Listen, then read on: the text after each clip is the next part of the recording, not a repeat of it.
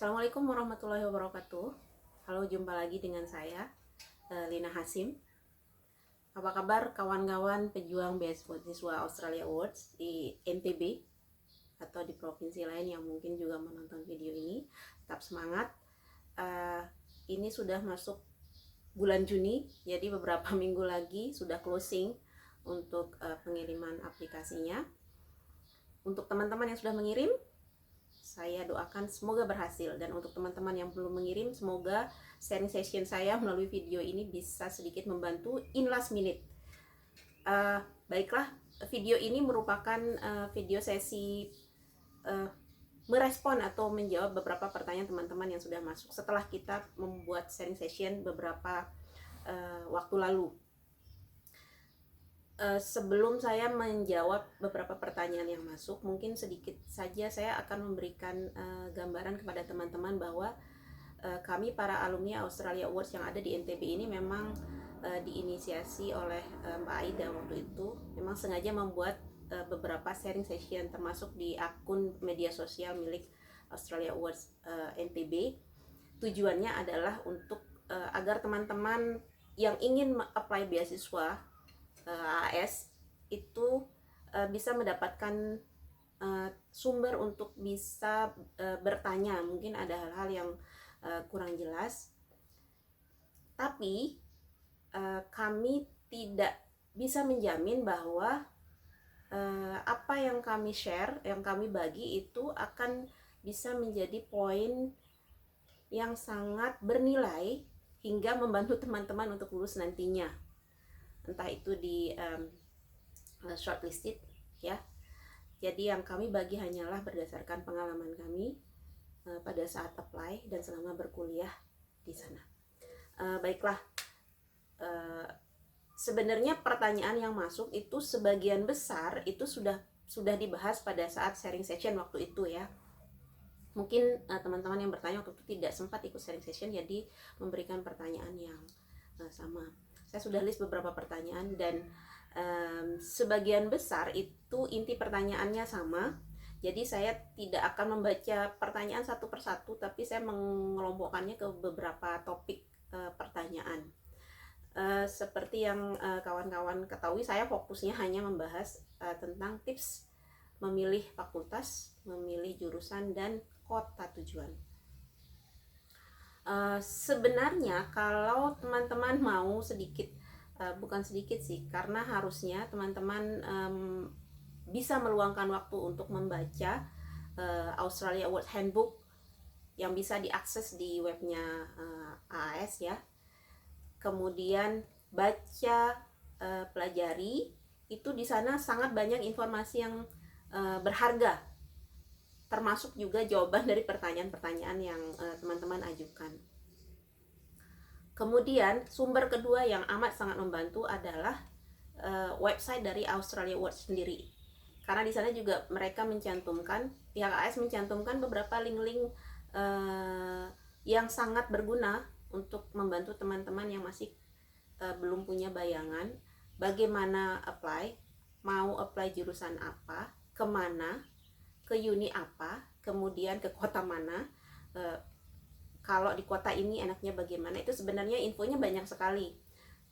Saya beberapa hari belakangan itu karena sekarang kan teknisnya agak beda ya apply. Kalau dulu masih manual, sekarang itu online formnya diisi. Saya coba lihat-lihat dan amat sangat simple sebenarnya, dan sangat membantu para applicants, teman-teman yang akan apply. Di sini saya sempat membuka ada pertanyaan, jadi topik pertanyaan pertama yang masuk adalah saya baiknya memilih major apa jika background pendidikan saya ini, pekerjaan saya ini, dan seterusnya. Dan tapi nanti kedepannya saya akan menjadi ini. Jadi pertanyaan yang itu yang akan saya jawab pertama adalah baiknya memilih jurusan apa. Tentunya jawaban itu ada pada diri teman-teman semua. Kalau saya tidak punya kapasitas untuk mengetahui yang terbaik itu ngambil jurusan apa sih, Makanya pada saat mau apply itu paling tidak teman-teman sudah punya bayangan mau mengambil jurusan apa dan kenapa mau mengambil jurusan itu.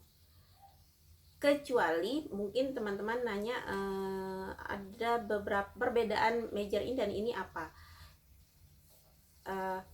Nanti kita akan bahas itu ya. Kalau mau minta saran mau mengambil major apa terbaik, sudah kita bahas juga sebelumnya. Tapi saya akan ulangi lagi. Silakan disesuaikan dengan bidang pertama, paling tidak ya beberapa saran nih. Saran pertama itu adalah sesuaikan dengan background pendidikan S1. Sesuaikan dengan background pekerjaan yang sekarang sedang dijalani. Kalau misalnya mau mengambil jurusan yang sama sekali berbeda dengan kedua background ini, background pendidikan satu tidak, background pekerjaan saat ini pun tidak, maka teman-teman harus punya alasan kuat kenapa mengambil major itu. Mungkin bisa dikaitkan dengan tujuan intended contribution, nanti kontribusi saya setelah selesai S2 itu apa. Mungkin saja teman-teman akan menggeluti bidang pekerjaan yang berbeda. Jadi mungkin itu bisa jadi alasan kenapa saya mengambil jurusan yang berbeda, tidak sama dengan background pekerjaan dan background pendidikan S1. Atau kalaupun ada major yang sama tapi mungkin judulnya sedikit berbeda ya, padahal bidangnya sama, misalnya kesehatan kah, atau tourism, atau education. Memang di beberapa field of study itu memang dia menawarkan beberapa fakultas namanya berbeda ya. Cara satu-satunya untuk mengetahui apakah itu sesuai dengan yang diinginkan atau tidak, itu mau tidak mau teman-teman harus browsing, membuka, cari tahu di web masing-masing kampus tersebut. Cari tahu mereka menawarkan mata kuliah apa. Nanti kita akan bahas lebih detail lagi. Kemudian ada lagi pertanyaan masih terkait dengan pemilihan jurusan ya, pemilihan major. Ada yang bertanya, background pekerjaan saya ini, saya pengennya kuliah majornya ini. Menurut Anda bagaimana? Menurut saya, sekali lagi, you know what is the best for you. Jadi yang paling tahu what suits you, itu yang paling sesuai dengan tujuanmu itu adalah diri Anda sendiri. Saya hanya bisa memberikan saran. Kalau misalnya menemukan major yang mirip tapi ragu, misalnya bedanya ini apa? Karena beda kampus itu otomatis beda juga kurikulum, beda juga kurikulumnya, beda sistem perkuliahannya berbeda, standar penilaiannya berbeda, jumlah jam tatap muka dan penugasannya juga akan berbeda. Makanya saya sarankan teman-teman kalau sudah punya bayangan akan mengambil apa, akan mengambil major apa, segera cari browsing, cari tahu. Kemudian pertanyaan berikutnya nih,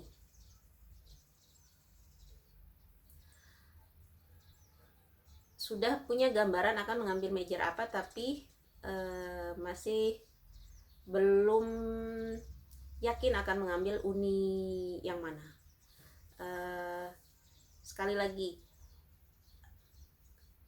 cara paling aman adalah teman-teman coba buka webnya Australia Awards. Di sana ada link study in Australia ya, di sana ada linknya. Di sana sudah lengkap sekali jadi ada list of Australian universities, itu sudah lengkap sekali. Semua university ada di situ termasuk dengan webnya. Atau kalau misalnya bingung, tidak mau melihat nama uninya, saya mau cari major yang saya inginkan itu ada di uni mana saja, tinggal teman-teman masukkan di kolom search itu, cari sesuai dengan majornya, nanti akan keluar fakultas itu adanya di uni mana saja. Nah dari sana baru bisa pelajari lagi lebih dalam, diklik lah, pelajari di setiap uni itu bedanya apa. Mungkin sedikit gambaran, karena saya backgroundnya teaching, guru bahasa Inggris ya, jadi saya juga mengambil major yang tentunya menurut saya akan sesuai dengan saya pertama, dan tentunya akan membantu saya di bidang pekerjaan saya.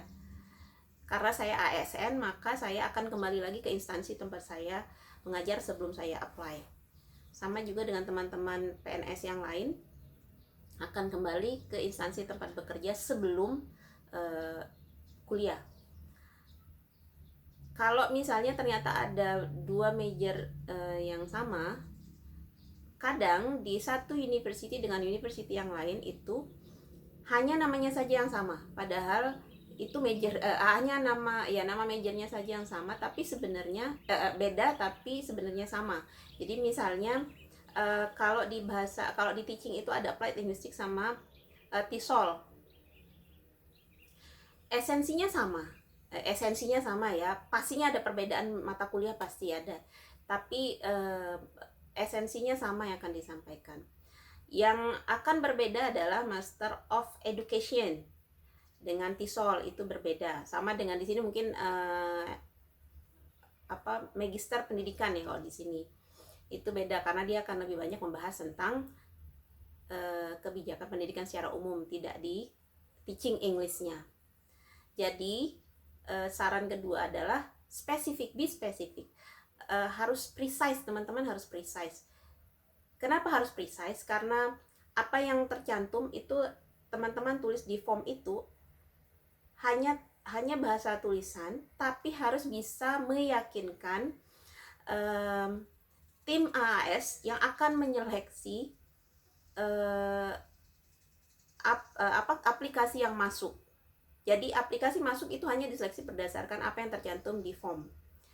Kalau teman-teman sudah gagal di situ, gagal memberikan poin bagus di form itu dari awal sampai dengan akhir, termasuk essay, termasuk dengan pemilihan pemilihan major, kenapa memilih itu, reasons-nya apa, maka itu sudah langkah poin pertama yang bisa diambil sudah gagal tuh. Makanya pemilihan form itu harus pengisian form itu jangan asal isi. Pemilihan kampus juga jangan asal pilih, oh ini karena keren, ini karena wah banyak nih teman-teman saya kesana, enggak usah. Karena di reasons-nya nanti di situ ditaruh. Kalau kadang saya pribadi mengakui pada saat dulu mengisi form itu memang kita masih ngambang, nggak tahu nih reasons-nya apa. Terlalu general kita kadang kita terlalu umum memberikan alasan. Misalnya karena sistem pendidikan di sana bagus di kampus itu. How do you know? Nanti dikejar lagi. Kenapa? Makanya sebisa mungkin spesifik memberikan alasan kenapa mengambil major itu, kenapa mengambil uni itu, kenapa memilih di kota itu. Bagaimana kita bisa memberikan alasan yang precise? Silahkan pelajari dan browsing web dari masing-masing kampus. Karena di sana semua jawaban yang bisa teman-teman berikan untuk alasan ditulis di form itu ada di situ. Yang kedua, ada pertanyaan, boleh enggak mengganti major atau uni? Begini, sedikit gambaran prosedurnya mungkin ya. Setelah aplikasi dikirim, nanti akan ada shortlisted. Jadi teman-teman yang lulus seleksi administrasi dulu pertama. Karena di aplikasi di form itu sudah tercantum, teman-teman akan memilih fakultas major apa di mana. Tentunya nanti pada saat seleksi interview, pasti interviewernya juga akan bertanya tentang itu. Boleh dirubahnya kapan? Ketika teman-teman sudah dinyatakan lulus, ya, lulus, jadi bukan lulus administrasi ya, lulus joint selection test, jadi lulus interview dan sedang menjalani proses pre-departure training.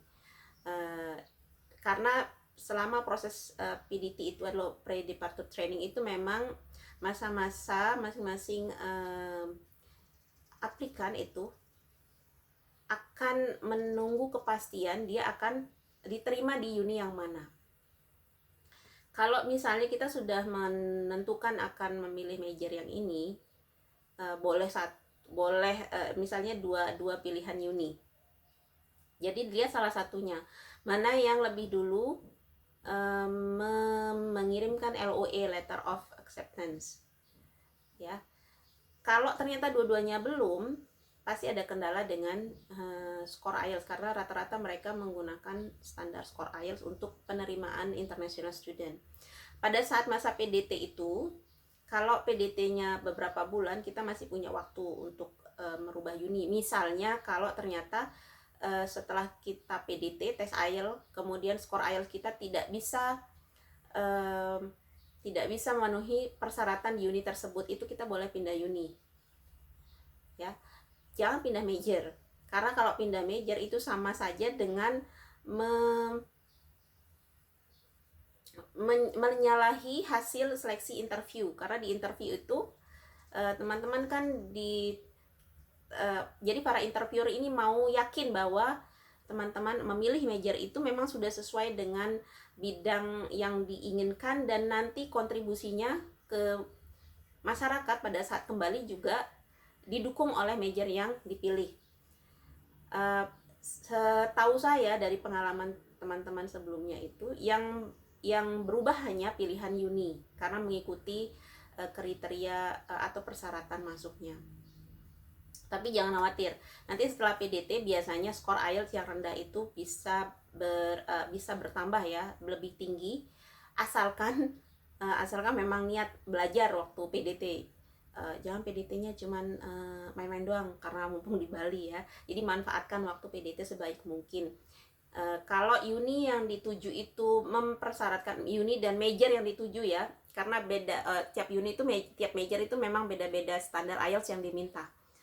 Mostly itu secara garis besar itu memang yang diminta adalah di atas 6,5 ya. Ada setahu saya di atas 6,5 overall. Kalau untuk spesial, untuk yang saya tahu untuk TESOL itu, teaching English itu dia malah mempersyaratkan khusus untuk writing itu tidak boleh di bawah 6,5. Jadi 6,5 itu paling rendah kalau untuk jurusan TESOL ya, karena mungkin dianggap guru bahasa Inggris sudah pintar, jadi harus tinggi nilai writing IELTS-nya. Kemudian pertanyaan berikutnya, tadi sudah jawab semua ya pertanyaan yang sebelumnya. Ada pertanyaan yang masuk yang menanyakan tentang jadi saya simpulkan lagi sekali, boleh pindah uni tapi nanti pada saat PDT, bukan pada saat interview ya. Jadi setelah lulus seleksi administrasi, kemudian interview, kemudian nanti ada pengumuman kalau sudah lulus interview, kemudian ada PDT.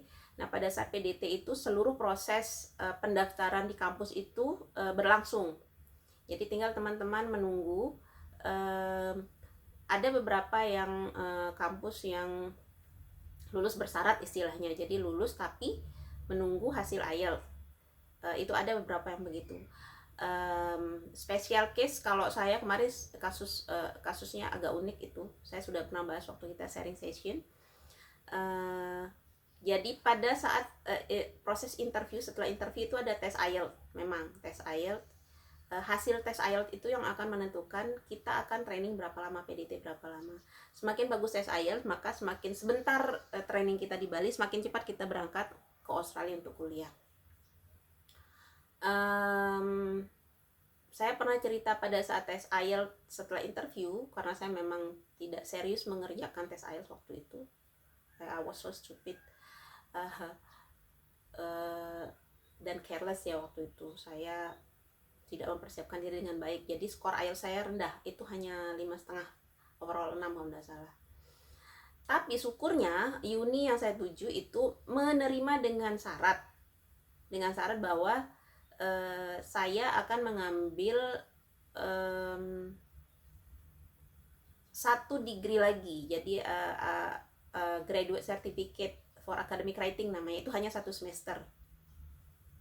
Dengan senang hati saya mengiyakan, asalkan sponsor, karena kita disponsori oleh Australia Award Scholarship. Jadi kalau pihak beasiswa setuju, maka saya sudah diterima di kampus itu, bahkan sebelum PDT dimulai. Nah, tapi karena jadi itu harus didiskusikan dulu dengan pihak AAS. Pihak AAS menyetujui, dan akhirnya saya secara resmi sebenarnya sudah diterima di kampus itu, walaupun saya tetap menjalani proses PDT ya 4,5 bulan. Nah, itu special case. Teman-teman yang lain ada yang beberapa kali pindah uni, itu ada yang sampai 3 kali, karena setelah beberapa kali tes IELTS dia bukan 3 kali, 2 kali, karena beberapa kali tes IELTS dia tidak bisa mencapai skor yang dipersyaratkan oleh kampus tersebut. Untuk teman-teman ketahui, proses perpindahan maksudnya mengganti uni dari satu uni ini ke uni yang lain itu prosesnya tidak sesimpel yang kita bayangkan. Mereka ada jadi tidak seperti kita di sini, mungkin lebih simpel ya. Bisa pindah kampus ini ke kampus ini dari kampus A kampus B misalnya. Nah, tapi kalau di sana itu tidak sesimpel itu. Prosesnya tuh agak lama, it can take a month. Jadi bisa jadi sebulan malah hanya untuk mendapatkan hasil apakah diterima atau tidak. Bayangkan kalau misalnya kita PDT 4,5 bulan, kemudian atau 3 bulan, kemudian baru dapat info kampus ini tidak bisa menerima karena IELTS kita masih rendah. Kemudian kita mau pindah nih. Nah, setelah kita memutuskan untuk pindah uni, memilih uni yang lain, itu maka akan butuh waktu lagi untuk menunggu mereka dapat hasil keputusan dari mereka apa. Sedangkan waktu itu terus berjalan. Harapan kalau saran saya sih sebenarnya, kalau memang tidak urgent sekali, jangan pindah uninya. Jadi mending teman-teman berusaha belajar giat untuk bisa mencapai skor IELTS yang dipersyaratkan oleh uni tersebut. Gitu. Oke, move to next question. Pertanyaan berikutnya adalah cara memilih pertimbangan memilih major di kampus yang satu dengan kampus yang lain. Lagi-lagi silakan browsing webnya Australia Awards. Di sana ada Study in Australia. Lihat web di masing-masing kampus itu memberikan informasi yang sangat lengkap. Jadi mulai dari mata kuliah nama majornya, berapa lama perkuliahannya, kemudian standar requirement-nya apa aja. Untuk international student, skor IELTS itu wajib hukumnya. Beberapa teman-teman pada saat apply itu mereka sudah berhasil menjalin komunikasi dengan pihak kampus. Kalau saya pribadi waktu itu tidak, jadi mungkin I was lucky ya, bukan karena ini. Jadi kalau teman-teman bisa menjalin komunikasi silahkan. Mereka punya kontak person di situ yang insya Allah akan selalu siap menjawab, karena semua web kampus-kampus di Australia itu adalah web yang aktif, ada administrasinya, ada adminnya, administratornya ada, dan mereka rutin menjawab pertanyaan termasuk yang ke email. Dan pakailah email dengan email yang resmi, jangan pakai email dengan nama alay, bahasanya juga resmi, perkenalkan diri, tujuannya apa, jangan terlalu bertele-tele jika ingin membangun komunikasi lebih awal. Siapa tahu teman-teman terpilih masuk shortlisted, kemudian masuk interview, itu bisa jadi poin bagus untuk disampaikan ke interviewer bahwa saya sudah berhasil menjalin komunikasi dengan pihak kampus di sana. Ya. Ada lagi pertanyaan? Mana dia? Sebentar dulu saya lihat.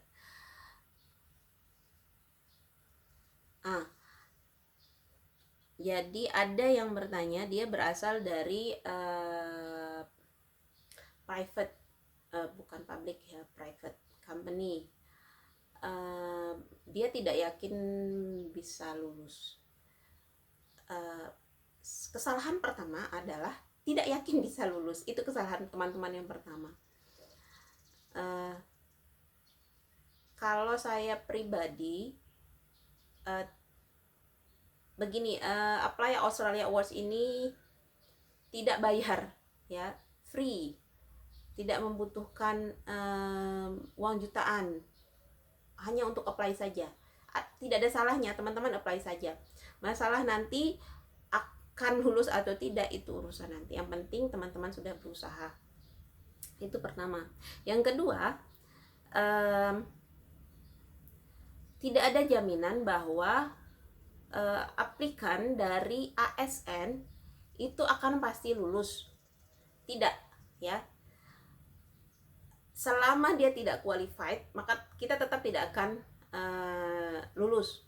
Jadi selama menurut penilaian tim seleksi kita tidak qualified untuk mendapatkan beasiswa itu, maka kita tidak akan lulus walaupun backgroundnya ASN, ya.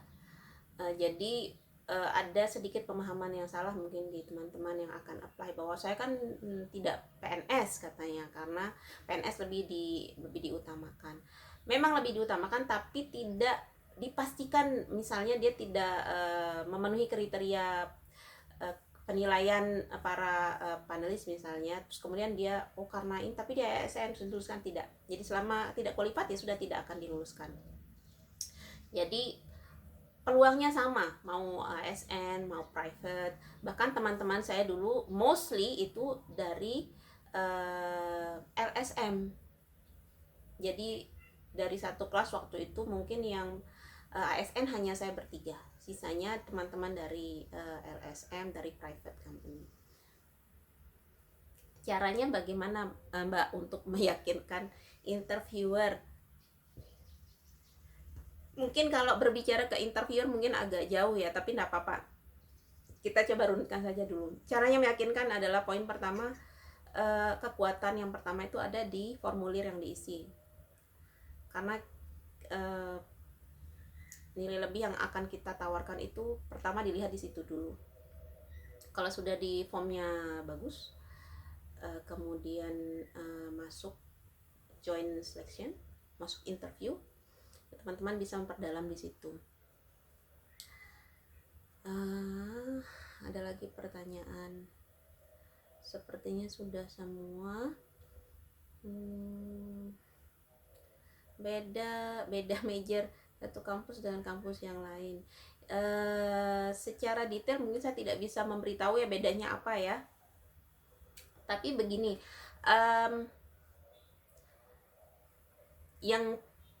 yang jelas pasti mereka punya perbedaan masing-masing. Contohnya, waktu saya di Canberra itu ada beberapa uni sebenarnya. Ada ANU, Australian National University, itu yang masuk top 8 university, tapi saya kuliahnya di UC, University of Canberra. Kita pernah ngobrol-ngobrol dengan teman-teman yang di ANU, sharing pengalaman bagaimana. Ternyata ada perbedaan sistem perkuliahan. Kalau di UC satu mata kuliah itu hanya 2 kali pertemuan, satu namanya tutorial, satu namanya workshop. Tutorial atau lecture ya, satunya workshop.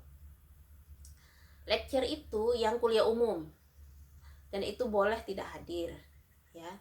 Ini biar agak sedikit menghibur, mungkin boleh tidak hadir pada saat lecture karena itu kuliah umum, karena teman-teman bisa mengakses kuliahnya online. Yang workshop itu harus hadir. Ini kalau di kampus saya. Ternyata di ANU itu beda. Mereka punya 3 kali kalau tidak salah waktu itu, 3 kali perkuliahan untuk mata kuliah yang sama. Jadi mungkin itu sedikit bayangan saja. Memang beda kampus, beda sistem perkuliahan. Tapi satu hal yang sama di sana adalah mereka sangat profesional dalam penilaian untuk masing-masing mahasiswa.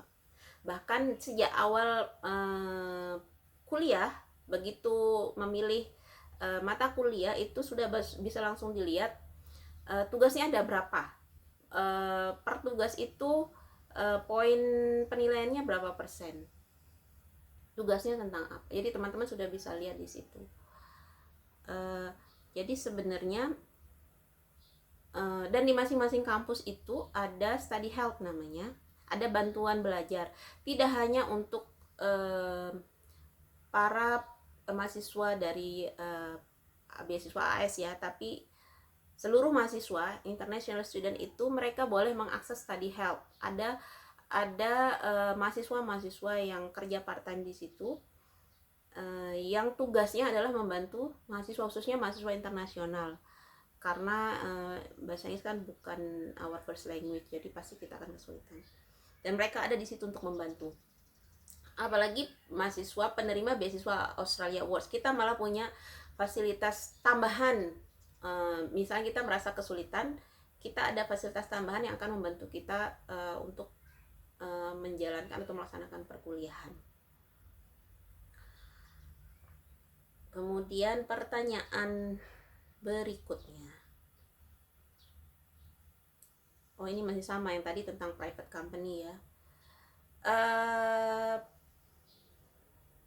Mungkin saran saya begini,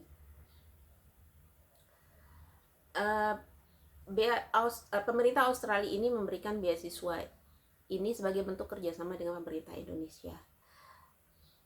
Karena satu, pastinya mereka ingin bahwa nantinya penerima beasiswa ini akan bisa berkontribusi kepada masyarakat. Dalam lingkup kecil ya kepada masyarakat. Lingkup besarnya tentu ke negara. Jika teman-teman merasa ragu, saya berasal dari private sector, apalagi yang profit sector ya, yang dianggap teman-teman kerja di sana itu mendapatkan gaji, mendapatkan keuntungan. Menurut saya memang perlu extra hard work untuk bisa meyakinkan bahwa beasiswa, karena begini, pada saat interview saya dulu sempat ditanya, jangan-jangan kamu mau dapat beasiswa ini agar nanti kamu pulangnya bisa mendapatkan keuntungan dari itu. Jadi mungkin dipikir saya mau buka lembaga kursus ya, kemudian mendapatkan keuntungan pribadi dari situ. Dan itu wajar, namanya kekhawatiran yang wajar, dan itu harus memang ditanyakan. Jadi kenapa pengen ambil beasiswa nih? Kenapa pengen dapat beasiswa? Kenapa enggak kuliah aja di sini? Kenapa harus beasiswa ke Australia? Kenapa pertanyaan itu muncul? Karena tentunya pemerintah Australia ingin memberikan beasiswa ini, kemudian nanti ada hasilnya. Kalau teman-teman merasa ragu, saya berasal dari private company. Usahakan tidak membahas terlalu banyak tentang private company itu, tapi bahaslah what do you want to give, kontribusi apa yang pengen diberikan, yang bisa diberikan setelah nanti selesai studi. Jadi begini, misalnya saya pengen kuliah ini nih di Australia karena saya sedang atau akan misalnya saya nanti merencanakan akan membuka yayasan khusus untuk pendidikan inklusi misalnya ya. Itu kan satu bentuk kontribusi yang bisa diberikan terhadap masyarakat gitu. Apalagi pertanyaannya, saya rasa itu sudah merangkum semua pertanyaan teman-teman. Major ini ada di kampus mana ya? Sekali lagi, silakan teman-teman buka webnya Australia Awards, kemudian ada Study in Australia. Amat sangat lengkap, di sini malah lengkap sekali. Reasons to study in Australia ada, Australian education itu ada, malah diberikan di sini. Jadi kalau teman-teman bingung, saya mau ambil major ini tapi tidak tahu ada di kampus mana, tinggal browsing, masukkan nama majornya, nanti akan keluar dia ada di kampus mana saja. Kemudian ada lagi di sini bahkan lengkap dengan education and living cost. Jadi misalnya saya bingung memilih kampus ini dan ini, dia ada di dua state yang berbeda misalnya, yang mana yang akan dipilih? Coba lihat di sini, mana yang berdasarkan info dikasih ada accommodation, lengkap sekali malah. Dulu tampilannya tidak selengkap ini ya, kita masih cari-cari info sendiri. Di sini malah lengkap sekali, education and living cost-nya ada, kemudian accommodation-nya ada. Jadi teman-teman punya bayangan kalau saya mengambil kampus ini, wah ternyata sewa rumahnya tinggi ya. atau biaya hidupnya tinggi ya, jadi mending ambil kampus yang di state yang lain, seperti itu. Baiklah teman-teman, sepertinya itu saja ya yang bisa saya share berdasarkan pertanyaan-pertanyaan yang sudah masuk. Pertanyaannya banyak tapi topiknya mirip-mirip dan hampir sama, jadi saya mencoba menjawab sesuai dengan topik besar-besarnya saja, karena kalau mau dijawab detail per pertanyaan itu akan mengulang-ulang informasi yang sama. Saya ucapkan selamat berjuang, semoga berhasil. Jika tidak berhasil sekali, coba lagi. Jika tidak berhasil lagi, kedua kali coba lagi, karena nothing to lose. Tidak ada, kita tidak rugi apa-apa apply beasiswa ini. Jadi selamat mengejar mimpi, selamat berjuang untuk mewujudkan mimpi teman-teman. Semoga dimudahkan, semoga dilancarkan, dan semoga diberikan hasil yang terbaik. Semangat. Assalamualaikum warahmatullahi wabarakatuh.